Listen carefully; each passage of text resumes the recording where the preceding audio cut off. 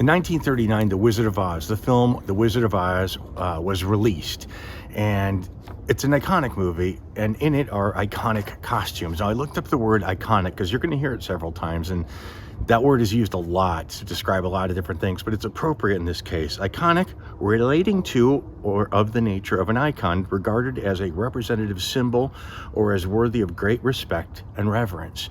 And the film, as far as film history goes, is iconic, as are the costumes within it. Everyone knows, Dorothy's costume and Glinda's costume, but the Ruby Slipper is probably the most famous movie costume piece of all time, or certainly the most sought after. And the film, after it was made, the costumes are so distinctive. The Munchkins with their crazy hats and all that sort of business. Certain costumes were repurposed, like Glinda's dress. That's been used in other movies, and some of the other pieces. But most of them were so specific to the movie that they were put away in storage for decades in some barn at MGM. Nobody understood the importance of costumes at that point. And there was a guy who worked in the 70s and the 80s who worked in costumes named Kent Warner, and he worked in all the different studios. And he was given the task of destroying a lot of these old, threads, they would call it, all these old clothes. And just on a whim, he looked at one of the pieces of clothing, and it was Humphrey Bogart's jacket from Casablanca. And he's like, hang on, I'm onto something. So he took it upon himself to steal, some would say by definition, liberate is what I would say, a lot of these costumes from the different studios, because nobody cared at that point, and they were going to be destroyed. So Kent saved so many iconic costumes from Casablanca, from Singing in the Rain, from Gone with the Wind, and from The Wizard of Oz. Now, in 1970, MGM had a very famous auction, and they were auctioning off the pair of ruby slippers, and they went for $15,000, which was a lot of money back then. Well, then sort of the story unfolded, and it turns out that there were actually 4 pairs of ruby slippers, at least 4 that we know of, and 1 test pair of ruby slippers with curly toes. Those are nicknamed the Arabian slippers that were never used in the movie. But up to 4 pairs of ruby slippers have been accounted for, and Kent saved the prettiest pair for himself. He had given the other pair to the auction, and the other 2 went to different collectors over the years. Kent sort of distributed them, and thank God he did, because these things would be gone to history. So Kent Warner's personal pair of ruby slippers are on display now in the Motion Picture Academy Museum on Wilshire Boulevard. Those were ultimately acquired by Steven Spielberg and Leonardo DiCaprio and donated to the museum. These people thought, enough of the history of the shoes to have them on permanent display. There's a pair in the Smithsonian Institute. And to complicate this, there are exact replicas of the shoes that have been made too. So that's complicated the sometimes very sinister collecting world too. This stuff is unhinged at times, as you'll hear in this story. Now, a man by the name of Rhys Thomas had documented every single pair of shoes that are known of in his book, The Ruby Slippers of Oz, which I highly recommend. It's been updated because it's been very newsworthy recently because of the theft of the ruby slippers, or one of the pairs of the ruby slippers, nicknamed the traveling pair, that were seen all around the country. They were stolen, and this video is about the theft of the ruby slippers, of one of the pairs of ruby slippers. So after they were stolen from Grand Rapids, Minnesota, the Judy Garland Museum, the story kind of faded for several years, and Rob Feeney, my friend, is the guy who sort of brought attention to it. Rob works in public relations, and he's the one that had the idea to offer $1 million reward. He's the one that came up with the idea to do a scuba diving submerged, looking for the ruby slippers, which was a genuine lead. They had leads to go into this mine pit that's since filled with water to find the shoes. Somebody said they were underwater. It's a crazy story, a very, very wild, fantastical story, and we're lucky to have Rob with us today. So here we go. It's actually kind of funny. I probably told you I'm friends with Kat and Todd Fisher, yeah. And I've been texting with Kat today, and I wanted to, having read this again, I read this book again this week, and it's such a fascinating story, and it's been updated up to the point where the shoes were retrieved. This is several years ago they were retrieved, actually, so it seems. Yeah. And so I thought, well, it's a unique opportunity to ask a little bit more about Debbie and her plight, because as I was saying to Kat, that hurts my soul what she tried to do and ended up not being successful at. I know. Yeah, a lot of people. Yeah, they feel the same way, and it is. It's been a tragic. I know it's actually been 5 years since they've been recovered, which is just surprising because it just seems like yesterday. I can't believe it's been 5 years. It's like wow, and then now just the indictment just happened, and now it's just big news again. It's like every 3 to 4 or 5 months, it just there's ebbs and flows, and it's in the news again, and then boom, you don't hear about it for a while, and then boom. And then the craziest thing about the story is just that it just never stops. And once you think you have it nailed down, it would just take a complete left turn and something else weird would happen with it. It's just the weirdest story. And it's even weirder when you get immersed in it. It really is. I don't know if you've heard any of the previous podcast I've been in, but someone asked me at the last interview I did, they asked me about, do you think the slippers are cursed? And you hear about that rumor, and I used to write that off as just ridiculous, nonsense. But I have seen it enough to where I can honestly say there was something to it. I don't know what it is, but it just seems like anyone that gets even remotely close to the criminal case to it, something happens where it's weird. People misbehave and do things that they normally wouldn't do, and they just get sucked into it. It's such a bizarre thing. I mean, and the craziest part of my involvement in this is that I'm probably the last person on the planet to ever be involved in something like this, and I just got so immersed in it. It really affected my marriage. It was just I got so into it. And it's so fascinating. But I'd start getting close to it started off, I was just 10 years ago so distant from remotely even having an understanding of really what happened behind the scenes in the case and everything. And then I started getting a little closer to it, a little closer to it, a little closer to it, and then started getting to know the founder of the museum. He and I hit it off extremely well. Looked at him as a mentor, just the greatest guy. And then the Grand Rapids police up in, Grand Rapids, Minnesota people didn't want to approach him because they were just so standoffish. They wanted really nothing to do with the case. And I was really, at first, pretty nervous to approach them, but we had to get their cooperation with the Tioga mine pit dive. So I approached him, and again, I was really nervous. And it just turns out the sergeant, the chief of investigations, knows really well, a really good friend of mine. We have a mutual friend, and turns out he's the same age as me. And we started talking about 80s heavy metal hair bands and rock music, and we just hit it off. So here I am in the middle of this situation, and having access to all sorts of information. And it was just mind blowing. So I started getting really close to the case at that point.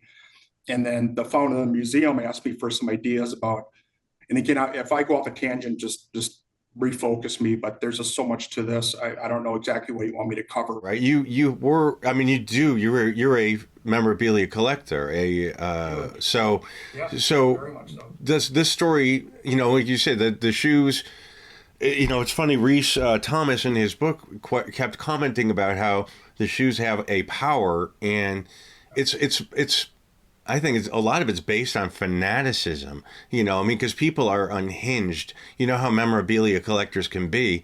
I mean, they are. You can know a lot about the Wizard of Oz. However, if you think you know more than me, I'm coming for you, kind of thing. And they do come for you, and that's what's so terrifying. And but as a memorabilia collector, I imagine that's how you gravitated towards this case. So I mean, as far as it happened, and then law enforcement didn't call Rob Feeney and go, what, or did they? Is that what happened? No, what happened was, I was researching home alarm systems for when I was married. I'm not married anymore, but this is back 10 years ago, for the house that we lived in. And because we had a young daughter and everything, and I was calling around all these places that sold home alarm systems. And I actually stumbled upon this tiny little outfit, this PI agency of these guys who were selling these home alarm systems sort of on the side. And there were, I didn't realize there's so many home alarm systems at the time. And The one that I was looking into, they actually were selling it, and they were selling it for a pretty good price. I ended up calling these guys and talking to them on the phone and just, inquiring about these. And, one thing led to another. We just started talking, and I'm like, so, because it didn't make sense to me. They're a PI agency, but yet they sell these home alarm systems. Like, it just didn't really register at first. So I asked him, and he's like, oh yeah, yeah. He's like, we just do this on the side. And we ended up talking, and I think I talked to him on 2 or 3 different occasions, and he called me back. Or I called him back probably a week or 2 later, and we talked about it. And out of the blue, they offered me a job to work for them, and which is just really unusual. So I'm like, what? And because they're like, well, what do you do? Would you want to work for us? And I said, well, I'm not really. I got a job. I'm fine, but I appreciate the offer. And I said, plus, I'm not licensed to be a private investigator in Minnesota. And he's like, well, no, you don't have to be. We just need someone to help us find cases. And this story of the Ruby Slippers was such a huge story anywhere, but especially in Minnesota. I just happened to recall it, and being a collector, I happened to recall it. So I just said, hey, what you guys should do is you guys should be going after these cases that have a lot of publicity potential, like the Ruby Slippers case. And that's really all I said to him. And he's like, interesting. And he didn't really seem to know a lot about it. And then I happened to remember the founder of the museum owns a bunch of companies here locally, a big company called Mellow Smello. He's actually the inventor of scratch and snip children's stickers. He's known for that. John Miner, So anyway, I just, as a nice gesture, I talked to this PI, that I was talking to on the phone. I said, well, not really interested in your job offer, but, here was my suggestion. And I said, and I do know the founder of the museum up there. Maybe I can call on your behalf, see what I can do, and maybe see if I can get the case open for you. And I literally had no idea where the case was at that point. I didn't know if it was even solved. I really didn't know. And I didn't realize how much time had gone by since the theft. And so anyway, I called up there and after I hung up with this guy, I remember thinking, why'd I offer that? And I'm like, well, I told him I would, so I'll call. I didn't think anything would come of it. I happened to call up there, and John Kelsch answered, the executive director, and he was literally just walking out of a board meeting. And I was a little nervous. I just told him why I was calling, and he laughed, and he goes, and I'm like, I go, what's so funny? And he's like, well, you're not even gonna believe this, but I literally walked out of a board meeting, and we were just talking about, like, literally a minute ago, talking about how we want to come up with ideas to come up with publicity ideas, because the 10-year anniversary of the Ruby Slippers theft is coming up this summer. And I had no idea. And I said, well, so are you looking for PIs to work with, or do you have your own, do you work for the police up there, or who do you guys work with? And he's like, no, we would be very interested in talking to those PIs. And so I mean, that's how it happened. That's how my involvement happened. It was just random. So I ended up calling the PIs back. I was all excited. And, I had lunch with the museum and the PIs. I was there, and ended up getting the business for these PIs. And then I think after that lunch meeting, I remember, I didn't know these guys from Adam. And after that lunch meeting, I went back to the PIs and I said, hey, if we could work out some sort of something where, if you happen to find them, the Ruby Slippers, maybe we can get a commission out of it or something like that.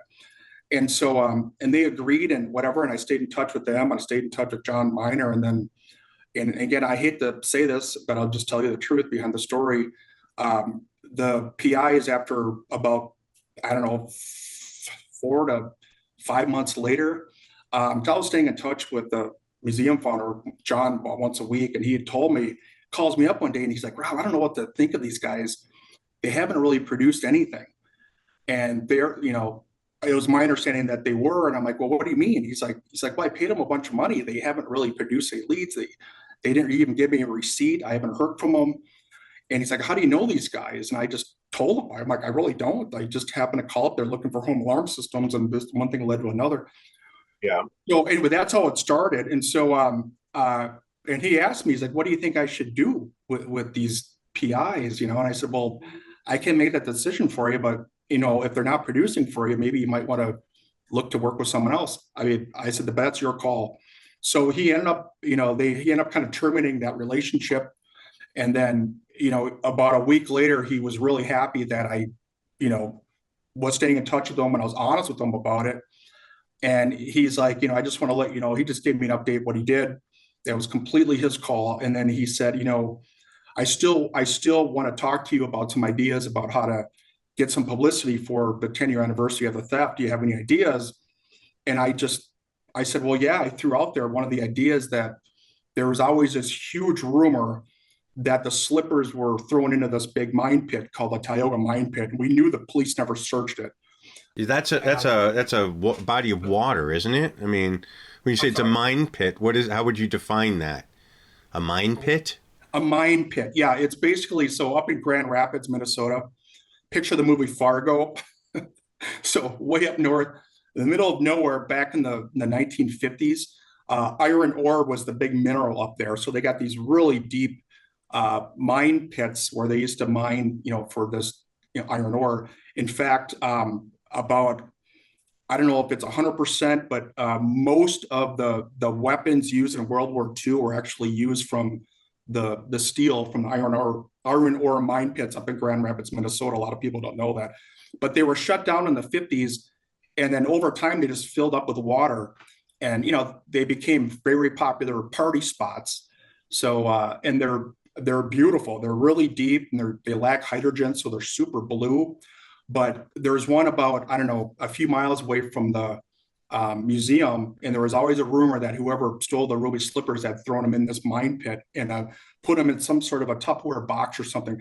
And there were so many people that had said that it became local legend, and to the point where people that didn't know each other were saying, consistently same story. So, and I just thought, as a publicity stunt at first, it was a good way to get some attention. I just threw it out as an idea, random. And I threw out a couple other ideas too, but he liked that one the most. And to my surprise, John Miner said, I love that idea. And I also know the scuba divers who actually, they're what is it called? The Itasca County Sheriff's Dive Team. That's a part of the Grand Rapids Police Department up there. They train in that mine pit, so they know it like the back of their hand. He's like, I know those guys. I can just make a donation to them, and I can get them to search it. And I said, great. I said, well, there's your idea. And I thought that was the end of me, of that. And he's like, well, I also have another favor to ask of you. I'd like you to actually lead the effort. I'd like you to coordinate it. I'd like you to kind of take charge of it. And I was just like, no, I mean, thanks, but no thanks. I don't know how I could even help you with that. It's dangerous. The DNR owns a land up there. You have to get permits up there. And it's literally in the middle of nowhere. There's no physical address to this particular place. So, he was very convincing and ended up talking me into it. And I ended up agreeing to it. I don't know why, but I did. And I'd never even done a press release at that point. So, I got to know that the divers up at the Grand Rapids Police Department really well. Especially the senior diver. He and I remain friends to this day. And so that's what we did. I kind of worked with him. And again, over time and just talking to the people up there and the locals up there, and because it's so far removed from the cities, Minneapolis, literally middle of nowhere. So we ended up becoming pretty good friends, and he convinced me that they were definitely in there. And so we thought, well, okay, it'll be a good. It wasn't just to let's get some attention. He genuinely thought they were in the water. Generally thought that, absolutely. In fact, he told me that he had dove for them several times independently just to look for them. That's what I was going to ask. How deep is body of water? How deep? It's 100. Well, that particular mine pit's a little over 120 feet, or at least it used to be. So anyway, that's how it started. But that was pretty much. And while we're still on it. How underwater? Where did that even come from? Where did that, was it just something that somebody made up and kept getting repeated? I mean, what the rumor that they were in there, or? Yeah. I mean, he goes, I believe they're there. Let's go for it. Well, where did it even come from? Where did the story that they were under? Locals talking about it. Talking about it. Yeah. And one thing led to another, and, it just became. That's a good question. I mean, I don't know that exactly, but it was just a well-known rumor at that point. And I had never been up to Grand Rapids, Minnesota before that ever. I may have driven through there. And I mean, it is so removed from reality, not reality, like civilization almost. It's unbelievable. And you could drive by that museum a million times and never even see it. The locals up there, I don't think were real big fans of the movie and don't really care too much about it, really. Up until the news really got huge. But so anyway, I did a press release, never did one before. I did it perfectly to a T, coordinated this thing. I had 6 weeks to do it, to pull it off. I did it with the senior diver, and then come time of probably a week before the actual event, I started making phone calls to the media, following up on the story, and at first there wasn't really any interest. And again, this goes to what I was saying earlier about the weird power of this story, and it's just so bizarre. And to date, I'll back up a second. To date, this is one of the only things I think I've ever been involved in where everything just worked out. It's just amazing. Like, it just doesn't happen like that. So, and again, I'm the least qualified person to be involved in something like this, and everything just worked out. And so put this thing together, and we were actually doing a couple independent, what I call independently funded dives before the actual dive, which really was a big, PR effort, but it was a serious dive too. I mean, it was serious. We had the police involved. There was a ton of people up there. It was a weekend event, and started calling the media, and they just weren't interested up until maybe like a day or two before the actual event. There was just a slow news day, and then you don't know what's going to happen. And we were just worried about the media finding it because it's in the middle of literally nowhere. You could drive by and not even see it. There's no address to it. I don't think the GPS can even get you there. So I'd had to meet the media like down about a half a mile from where we did this, the Tioga mine pit. And then I'd have to have them follow me to it because they just couldn't find it. And then, so that happened. And then before I knew it, there's probably 15, 20 media trucks there lined up, and the story just went. To us, it was like a pipe dream. We were laughing about it, like to maybe see if we could have it be a top Minnesota story at best. And that happened within hours of, after this event. And the next day I was down there, watching it the whole time, and, was involved in everything when I was down there, helping out every way I could. And, it was scary, but it was exciting at the same time. But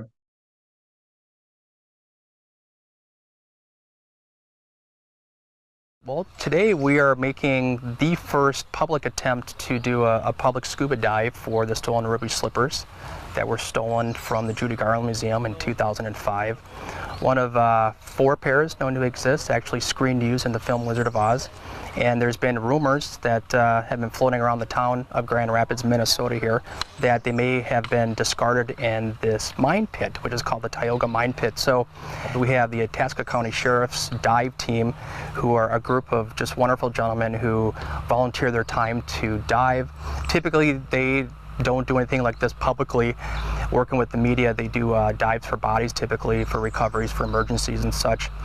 Again, we thought we'd take a crack and really try to see what we could find out, and perhaps really do a serious recovery effort and just see if they might be able to be brought to justice as far as where the slippers are and if they're in here or not, and just kind of do justice to the story. We're not here to get anyone in trouble, nothing like that. We're just here really more to dispel the rumors that they were thrown in here after the heist. So that's what we're here to do. We're trying to have fun with it, but it's also a very serious dive, a very a well-coordinated effort. As I'm sitting down there, one of the police officers was watching, had this little like remote TV, and showed me. She's like, "Look they're actually talking about it. It's on Good Morning America right now." And I'm like, "Oh my God!" We couldn't believe it.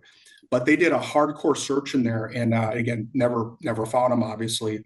But we were doing what I call independently funded dives before the actual event, weeks before, and that's where it was exciting, because it was just me and the diver down there, really doing a hardcore search. And we were looking for either what we were told was either some sort of a Tupperware box that they were put in for whatever reason, because you couldn't just throw them in there.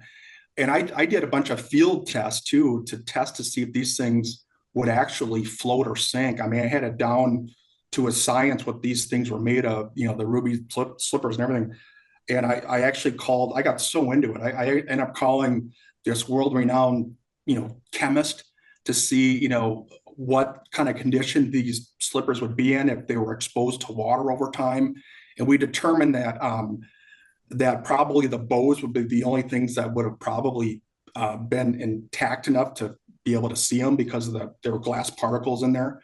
And so, and I was, and I realized, I'm like, well, okay, well, if there's glass particles in the slippers, and if we put a light source to it, it should illuminate and sparkle, in the dark. So I was telling, scuba divers, let's make sure you have a flashlight so we could, have these things illuminate underwater.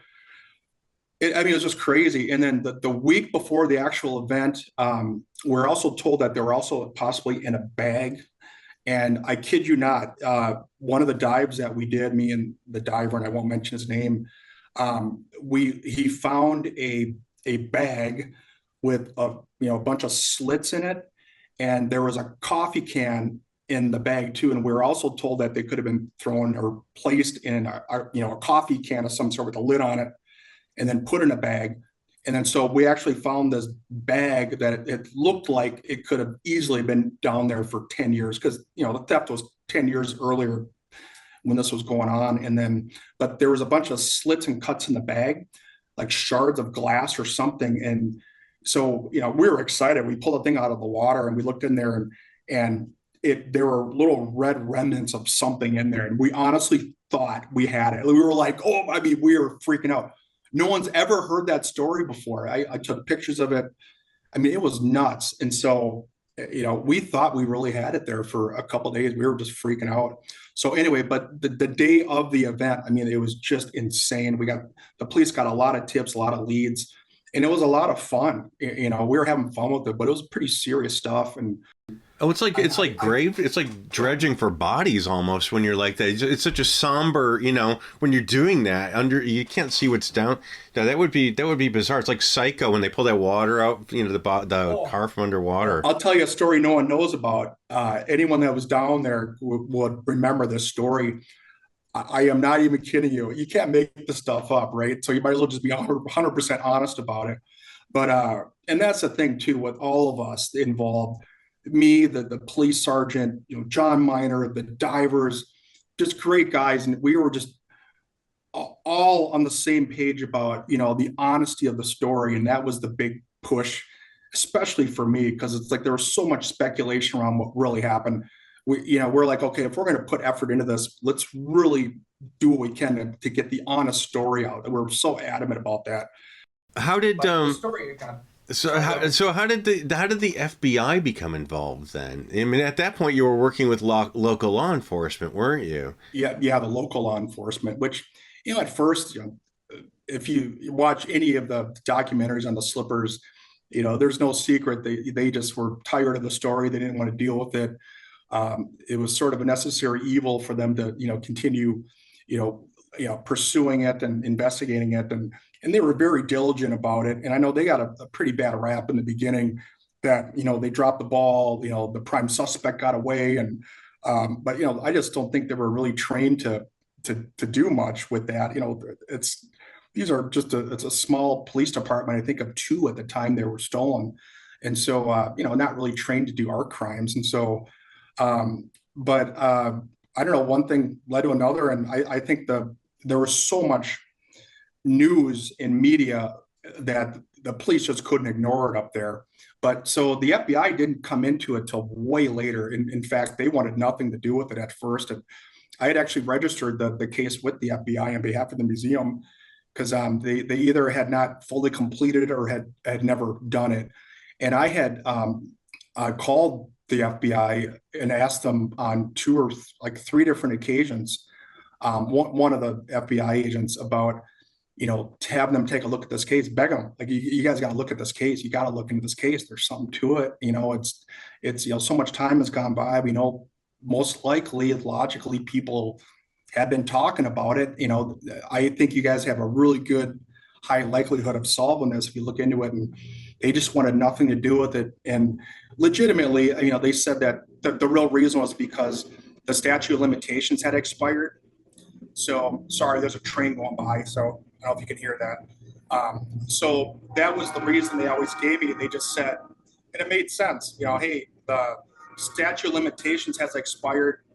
It's not really a good use of our, time and resources and money to, look for these things. And that's what they told me. So by that point, then insurance had already paid out the owner of the shoe. yeah, So yeah. isn't there an element of when it becomes like a theft, that it becomes a federal crime, like if it's over $500,000 or something like that? I mean, shouldn't they have been Across the state lines? Yeah. They should have been involved already, shouldn't they?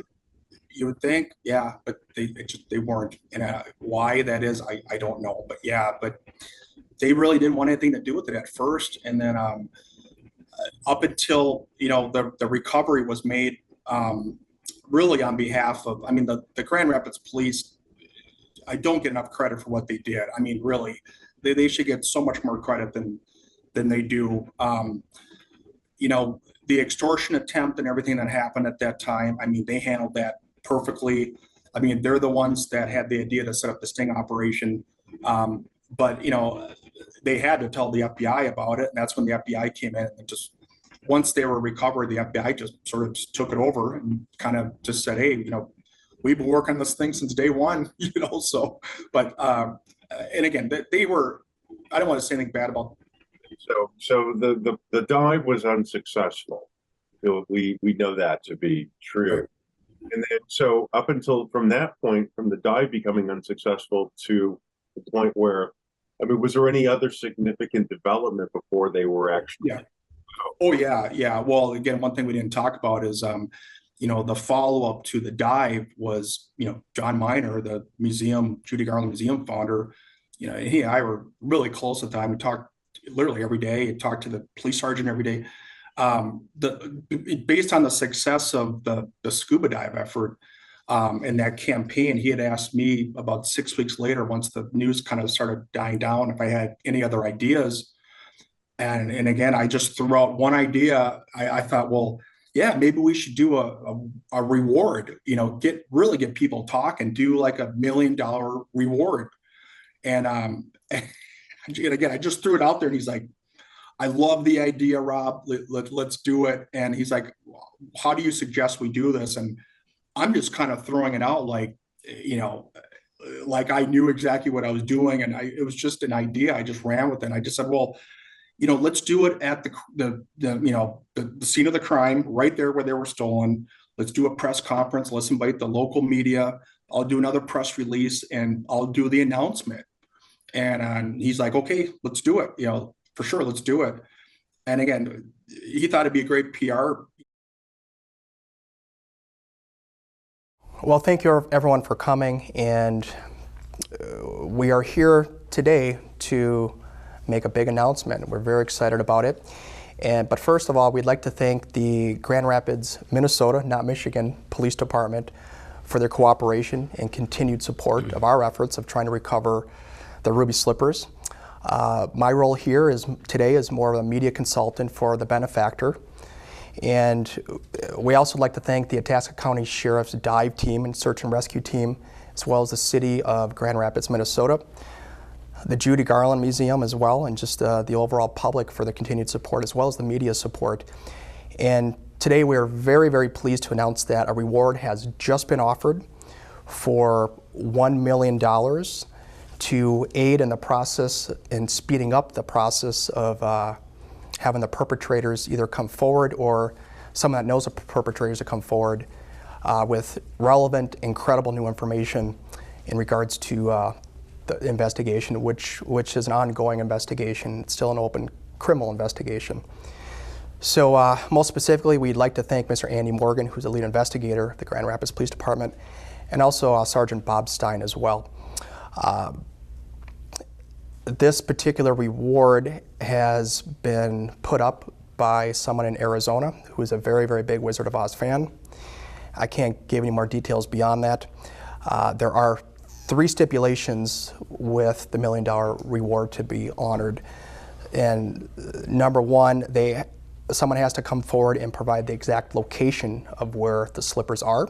so they can be retrieved by the Grand Rapids Police Department, and or for someone to personally return the ruby slippers to the Grand Rapids, Minnesota Police Department, still intact. And by intact, we are referring to have them in somewhat identifiable condition, so they can be authenticated in the process. And if anyone does have information to come forward, they can certainly do so anonymously. If nothing else, this effort should put to rest the mystery surrounding the theft of the ruby slippers. The American people want to know what happened to a beloved piece of their heritage. Listen, but it was a real reward. But yeah, I was going to say, who would fund that reward? I mean, we couldn't. He did. He would personally have funded $1 million. Okay, so it's not I didn't mean to be disrespectful, but a lot of times museums in smaller places are, like the Bonnie and Clyde Museum, you know what I mean? They're kind of out there, and you were saying it's kind of off the beaten track. So a lot of times they don't have a lot of funding, but he was doing fine with it. He was doing. He has the means of funding. Got it. Wealthy, yeah. Got it. Okay. So again, but he didn't want to create any sort of negative publicity for his museum or attention to himself, and so the only way around that was to be anonymous, and so that's how we did it. That's how we positioned it, and that's what he wanted. We respected that, but it was a real reward. I mean, we got lawyers involved. I mean, it was a real reward.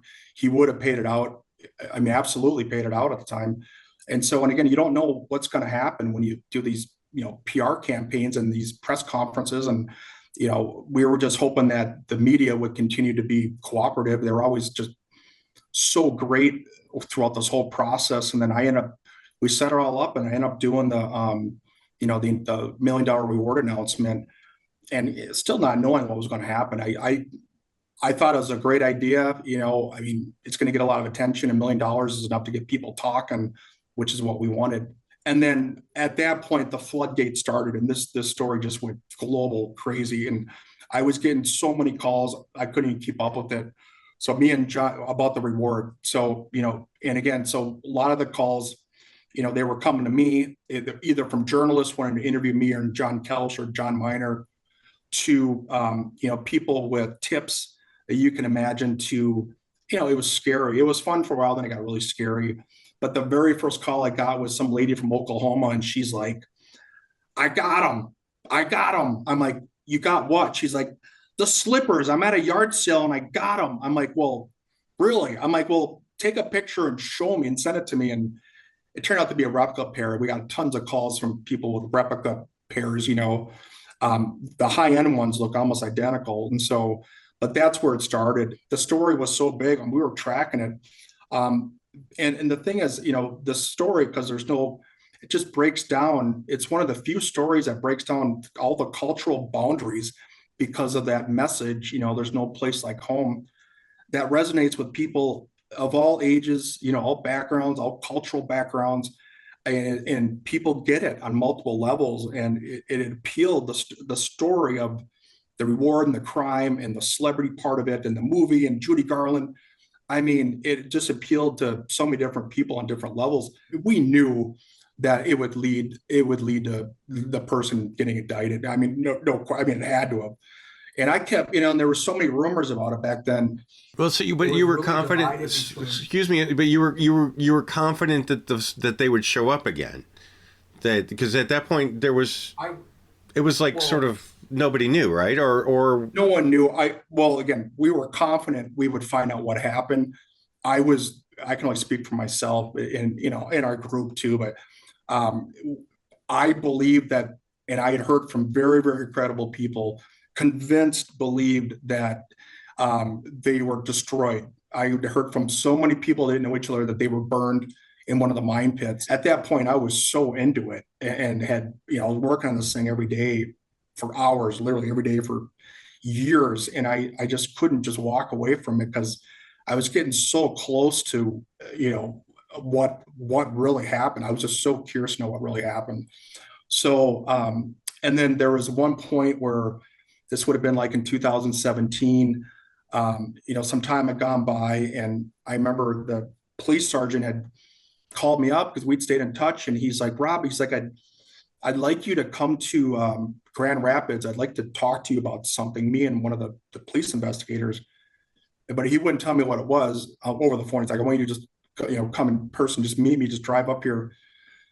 Would you do that? And I'm like, well, yeah, as long as I'm not in trouble for something. I thought I was in trouble for something, and I remember talking to my wife, and I'm like, she's like, don't go up there. You're in trouble for something. Just leave it alone. And but no, I think it's something different. I'm like, I think it's something different because I'm like, I haven't done anything illegal. I don't know what it could be, but I was just so darn curious. So I drove up there, and I ended up, I'm in a room with, Sergeant Bob Stein and, another one of the, police officers, I can't remember his name, Scott, I think his name was at the time.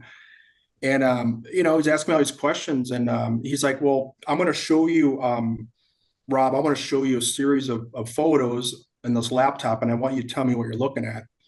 I'm like, okay, cool. And there had been some time where I hadn't spoken to him, and, we were comparing notes, and every time I get a tip, I'd tell him. And anyway, so they sit me down, they close the door behind me. It's just us three and looking at this computer and laptop. And sure enough, the photo of the ruby slippers pops up, and he's like, what are you looking at here? I'm like, well, of course, this is, Michael Shaw's traveling pair of ruby slippers that were stolen.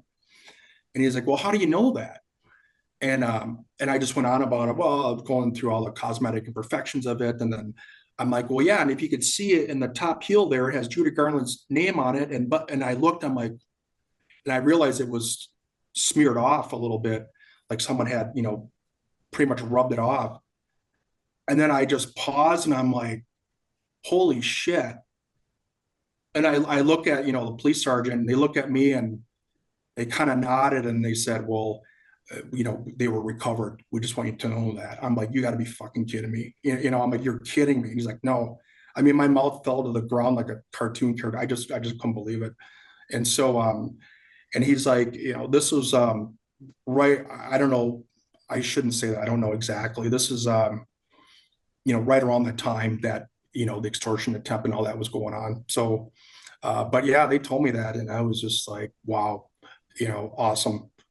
It's no longer an open case, is it? I mean, they've charged someone. It's down to sentencing or something like that, isn't it? But how are they approached when someone, here's $1 million to whomever could, for information leading to, and what was it, a phone call saying? No. Again, what I was told is that and again, this is all this part of it's public, information, but they basically received a call from someone claiming that they had information about the whereabouts of the ruby slippers. And I don't know exactly what they said, but they said something that the Sergeant Bob Stein, he gets total credit for this. He recognized, they said something about something that wasn't public, that was enough information to know that this person knows a little bit more than what they're saying.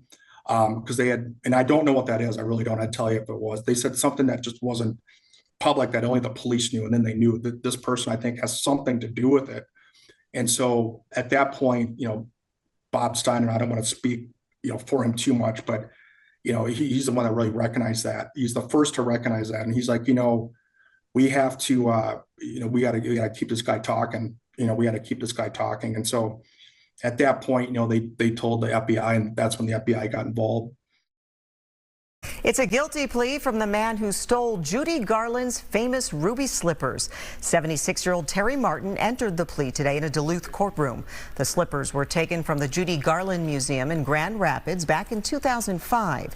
It was a years-long mystery until the FBI recovered the slippers during a sting in 2018. And is it a fact that, something that I found kind of funny, not funny, hilarious, but just, the fact that there was one single sequin left behind is a bit Cinderella-y. Is it really true, though? It sounds so outrageous. That's true, yeah. They still have it in their evidence room in the Grand Rapids Police Department. It's there. Yeah, that's true. One, just literally one. I think that's so interesting. It was left in the booth. So this person who it's been in the news this week, they don't know if he's been they're saying that he's guilty. I mean, that's just it. He admits to stealing them, and there was nobody else involved but him. Is that correct? Not that I know of. Yeah. Okay. And what I read is that this even sounds more outrageous than a single sequin, is that he thought they were real rubies. Yeah. Right. That can't be true.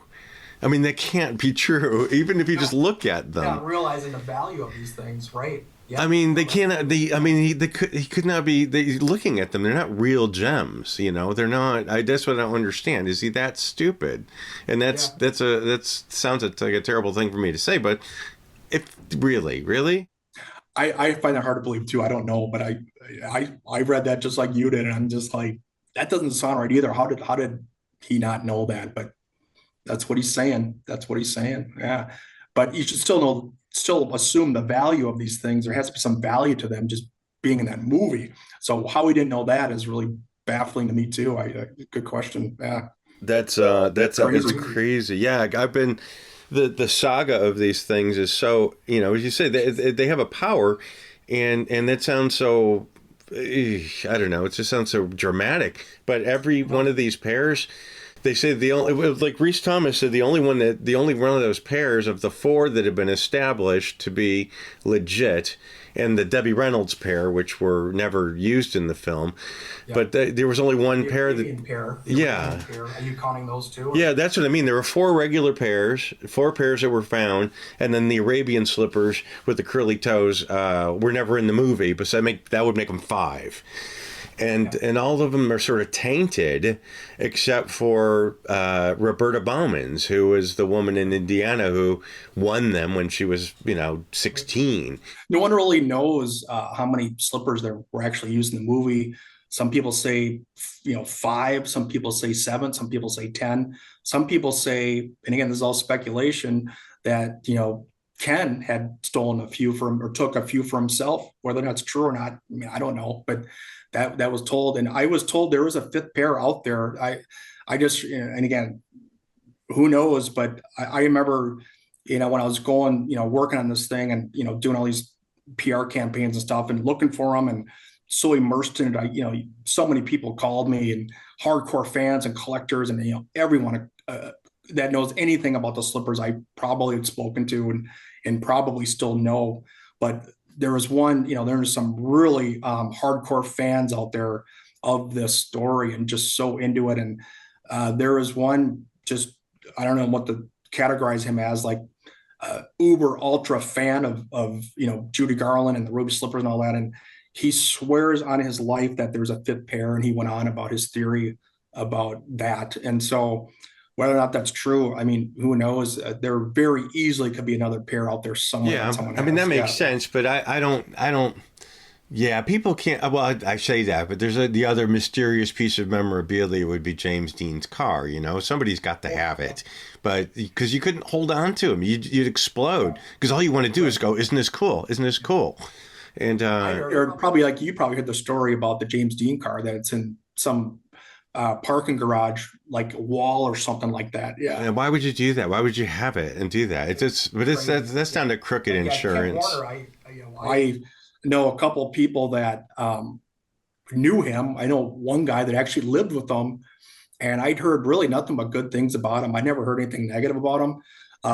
And he's an interesting character. I would have been so great to meet him, just to talk to him, especially now. And from what I understand, he would just love this publicity of what's going on with these things. And, and it's kind of a matter of the perception of people. Like, some people claim that, he was kind of sketchy and did some unethical things. He stole a bunch of props, and other people say, he kind of saved them from obscurity. Tick. He did all of those things. But yeah, so what? I mean, what happened to, the mummies? I mean, people are literally robbing graves.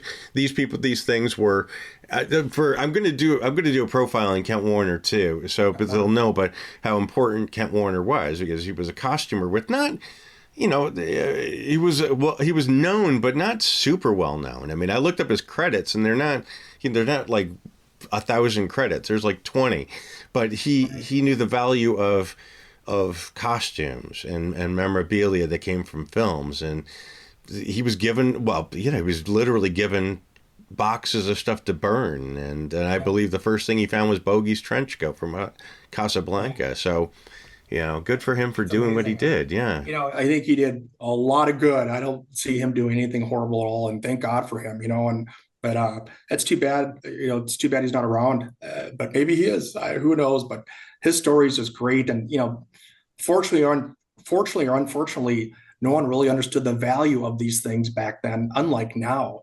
You know, now these movie studios, they have deals, you know, set up where, you know, any of the props go, they basically, you know, get to keep them versus throw them away. And I just read about the Red Leader TIE fighter from Star Wars. That model sold for $3.1 million, which is just so mind blowing. And I remember the episode 4 of the 77 Star Wars, where, you know, I think only 3 of those original Stormtrooper helmets actually survived. I think they had 100 and in existence at one point. And after the shooting, they just threw them away. And I was also told, I got so many stories about that. And I understand very credibly that the Death Star model, that model used as a Death Star in the 77 film, that was used as an office trash can for a bunch of years because you could open it up and someone used it as a trash can. So not realizing the value of this, you know, just so many stories like that. But back then, no one really knew the value of these things. And so, but Ken, I mean, he really did. He was one of the first to really kind of see the value in these things. And that, you know, and again, to his credit, he saw that potential and, you know, took what he could to preserve these things. And so, but that's interesting. But, you know, the story goes, whether it's true or not, and you probably heard this too, that he found the ruby slippers way up high in the rafters and the MGM studio lot. And whether that's true or not, I mean, if it's true, they certainly were pretty much disregarded. They probably would have, who knows, you know, gotten damaged or stayed up there or lost or who knows. But I mean, didn't seem like they were taking really good, you know, care of them, or weren't really tracking them very well either. So anyway, he sounded like he was searching for quite a while before he actually found these things. There was a movie that I watched really recently, and somebody had sent me, and Jack Cassidy was in it, and it was filmed on the MGM lot at the time that they were destroying it. So they were literally during this movie. It was like a Phantom of the Opera thing. A guy who lived under the sound stages. It was from the golden age of Hollywood, and his world was literally being torn around behind. You know, it was really pretty spectacular to see MGM being destroyed. Undisputed monarch, home of the great stars, the great films. But the movie business, like everything else today, is changing fast, especially the back lot, that world of make-believe. Castles in Spain, the jungles of Africa, small-town USA, big old, little old New York.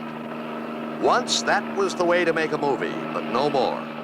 But these were just barns, and they, you know, people didn't know that there was any value to that. And they said they would recycle costumes, but the Oz stuff, you couldn't recycle. No, you know, because that stuff is very, you know, those Munchkin costumes and, you know, the witch you could do. Billy Burke, we know that her gown was used in other movies, but the other stuff is so distinctive that, you know, and the fact that they, and as I understand, in the book I was reading that he knew it, like, it was so cool because there were all these old timers that worked at the studios, and they're like, you know, well, yeah, Kent was a friend, and, you know, then the one was encouraging him. Yeah, go up that ladder, and at the very top, I heard they're back there, and if you find them, I get a pair, or my daughter gets a pair from you.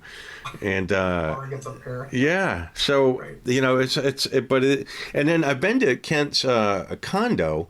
And I'm not sure if he had the shoes when he was at that condo where he lived when he died.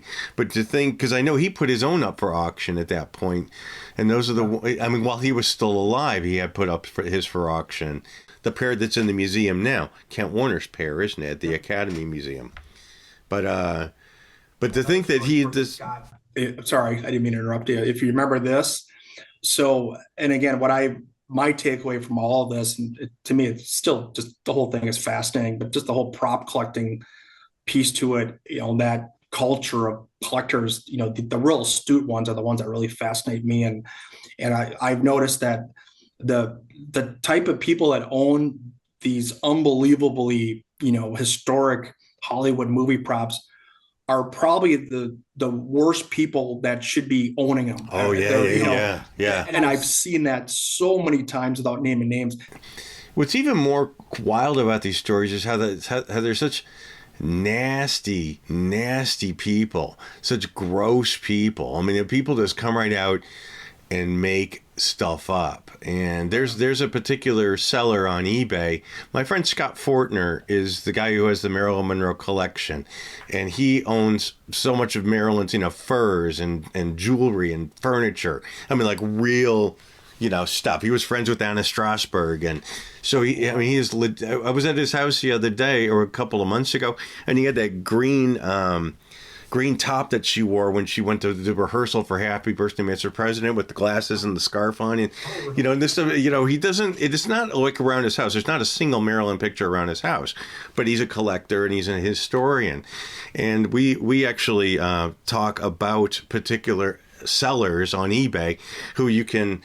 You could tell by the background images, that they've been one week it's Audrey Hepburn's, and you take a screen capture of it, and then like a year later it shows up as, Katharine Hepburn's or something, and right. just straight up making stuff up. So okay, we talked through this in great detail, and then when it came to they found them and they showed you the pictures, we got into so many other different subjects. But back to that specifically. So you identified them, or you were like, oh my gosh, these are them, and they were showing them to you. So then, as far as this guy, there's no one else involved. This one single man stole them. There were no cameras on at that particular place. He knew where the cameras were. He knew how to avoid the cameras. He cracked open the plexiglass and took off and left the single sequin in the case. And they were gone until he heard about the reward.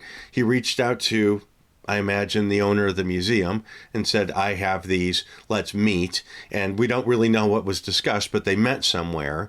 And I guess he had the slippers and he had to show them to prove that he was legit. And how did it go to prosecution? What happened after that? Yeah. Again, a lot of that's unclear to me too. I mean, once the FBI kind of took over, they were really tight-lipped about it.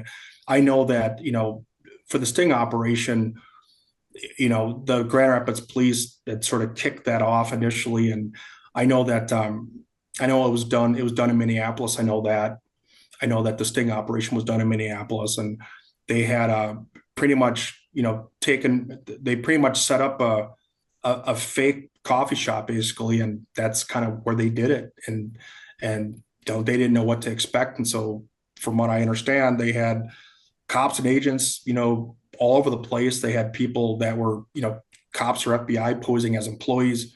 I mean, the whole place was just staked out, covered, and they just didn't know how it would go down. But apparently, they had to produce the slippers to prove that they really had them, and they did, and it was without incident. And the guy was arrested right then and there, and the rest is history. But after that, I know the FBI had kept the ruby slippers at that point, still have them, and I know I think we talked about this before, not tonight, but another time, that Michael Shaw, was paid out. He had the first right of refusal on them from, the insurance company, where if they were ever found, they would give him an option to buy them back. And as of just yesterday, I heard that he is going to buy them back and most likely going to auction them off, from what I'm understanding. But apparently he's going to buy them back, and how he got the money, I have no idea. I feel bad he was getting accused of it, but you could see why maybe some people would go there or think that, but that's just too bad. But over time, I was told very credibly he had nothing to do with it. I never thought the museum had anything to do with it. It was just sort of a lot of people had said about, the camera not working that night. It just so happens the camera didn't work that night, and that was not the case. I know that they had shut that camera off quite a few times, just because people were coming in and out of that back door all the time, and the police would get dispatched and go out there and be wasting their time because there was nothing happening at the museum. So it wasn't like it was just that night. And so But, again, that makes a really good story and it sounds great, but it just wasn't that night. And again, this is just my opinion. I don't think they had the most state-of-the-art security system there in place, but, it is what it is. And from what I understand, very credibly, the museum had told, Michael Shaw that they wanted to put him away every night in the safe. And he was adamantly against that because he really didn't want anyone touching him but him. He was really adamant about that. Like he would bring him to hospitals and places like that to kind of show it to kids, but he'd never let kids touch them. So I remember what I was told, he would actually drive to the museum instead of fly because he was too afraid to part with them and have people handle them because of the sensitivity of, the fabric and all that, which makes sense. But there was also a story about him where there was a blind girl at one of these hospitals, like a 6-year-old blind girl that, really believed that if she touched the ruby slippers, she'd get her sight back. And he still wouldn't let her touch it. That's a true story. So, someone very credibly told me that. And there's a lot of stories like that. So it's kind of interesting. But yeah, he was so adamant about people not touching these things. So that's why they call him the traveling pair, because he would travel around with these things and would never let them, leave his side. He just always had them on him. He was so worried. But anyway, so the night that they were stolen, the museum had told him because the bank actually had a safe on site there to where they were supposed to be put in every night before they closed up. But since Michael Shaw didn't want anyone touching them, they weren't put in the safe that night. And that's the night that they were stolen. So, and I don't think anyone knows that story, but that's a true story. So yeah, that's true. So a lot of stories like that. And, it is what it is, but I don't know why he didn't want to make an exception, at least to have the museum put him in the safe. But the museum told me that actually. Yeah. It's just too many. Yeah, they're too fantastical. The stories are fantastical stories. I mean, every single pair has. You don't need to make them up because they're just so great on their own. I mean, every pair has stories. It's like, so the guy, we know who it was that took him, and we know that he's, supposedly, ill. He's wheelchair bound. I don't know if he's got oxygen tanks or something like that. Yeah. So they were talking about he won't. Something. Say that again. I'm sorry. He's got chronic pulmonary breathing issues. So the thing in the news about it, they're saying that he won't spend any time in prison, but the statute of limitations is passed anyway, so he wouldn't be prosecuted, would he? Right. No, he wouldn't be. Right. So it's just a bit of fluff that's out there right now as far as it being a news story, right? I mean, Yeah. And if the FBI, if the insurance company already paid out, then they should get the shoes. Yeah, well, legally, I would. Yeah, that was always my understanding too. They paid him out, then the insurance company legally owns them, but they had that clause in there that Michael Shaw got that first right of refusal. I know that for sure. I called them, the Markle, insurance company. I spoke with someone there about it that was handling that. She told me that firsthand. But that's all she'd really tell me. She's pretty tight-lipped about it, but she did tell me that. So it sounds like that's what happened. They offered him, legally, they had to offer him a chance to buy him back, and now he is. Yeah, I think we'll be seeing those ruby slippers, Shaw's pair, going up for auction pretty quick here, and it'll be really interesting to see what those things fetch. I mean, really, because I think by far the most valuable pair, just due to the backstory of this, the theft and everything else. That's the story is what makes it valuable. I mean, really, but I got to give Shaw credit for one thing. I mean, he said it best. He said, it's not what the slippers are, it's what they represent that makes them so valuable. I mean, it really is. And just showing how big the story, and how the story just never goes away, and how big the story gets, especially after this much, amount of time that's gone by. Like, the story just continues to gain traction, and I could talk all night about this stuff. So anyway, I hope you feel better. Thank you very much. I feel a ton better. Thank you very much. I appreciate it, and we'll be talking soon, I'm sure. But thank you very much for spending time with us. I really appreciate it. Yeah, thank you. I appreciate it, Scott. All righty, take care, buddy.